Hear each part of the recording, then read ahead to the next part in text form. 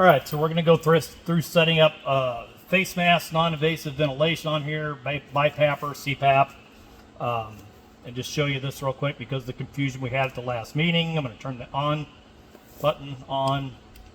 It's going to go through its thing. I've got the test lung and the circuits already hooked up.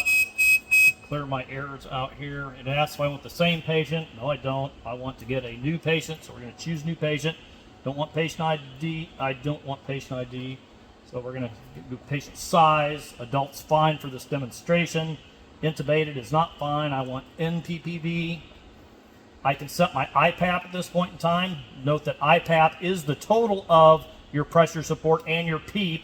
It is not additive like the pressure support is. This is the total pressure that I will go up to, and this is the only place I'm going to be given an option to set that pressure in that way. I don't want to change it right now for this demonstration. I'm just going to scroll through the next one, which is EPAP. The EPAP is set at 6. I don't want to change that. If I did, I would hit select, and it would highlight the 6, and I could change it at that point in time, but I don't want to, so I'm going to exit back out of that. I'm going to scroll to the rate. Now, at the rate, we said you want to set this rate if the patient has got non-invasive face mask ventilation, not nasal BiPAP or CPAP, but face mask, non-invasive. I want to set the rate to the 0.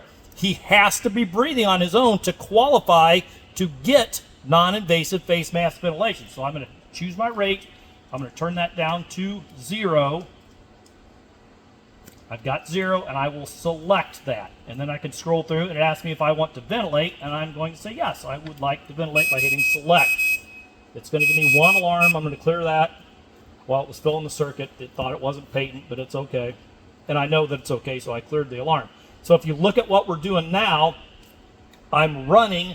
This did not come on. I did not have to change this out of assist control, pressure control when I set it up this way. It is already on pressure CPAP plus pressure support. It comes up when you set it up this way with the rate of 0. It has the apnea rate. I'm going to clear the apnea rate right here. The apnea backup alarm kicks in after 20 seconds of inactivity. I'm going to clear it. You will notice that when it is cleared, this 12 is dim. It is not bright, which means it would be active. It is not active now. It doesn't say 0, it says 12, but is grayed out, as they call it. It is not active at this point in time. It's going to wait 20 seconds, and it's going to say, hey, your patient didn't breathe. We should probably do something about this. Here's my backup alarm, and you can see that my rate of 12 is now bright, and my test lung is now giving 12 breaths per minute. If I see that this apnea alarm comes on, and to the original point that we got around to this question, if I clear the alarm again, then the ventilator is going to assume that I see something that the ventilator doesn't, and I want to override this alarm. So absolutely, it starts your 20-second clock over again. If the guy wasn't breathing and I reset this alarm, now he's not going to get a breath for the next 20 seconds also. So we should probably be thinking about addressing that. You can see that the 12 is grayed back out. You can see that the pressure support is active right now at 10, and it is over a PEEP of 6, which is a total of 16, and that's what we set our original IPAP to.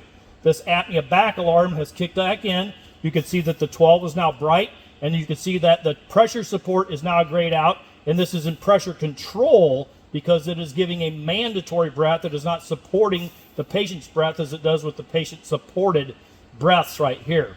So that's how we want to set up our non-invasive face mask ventilation, be it CPAP or BiPAP.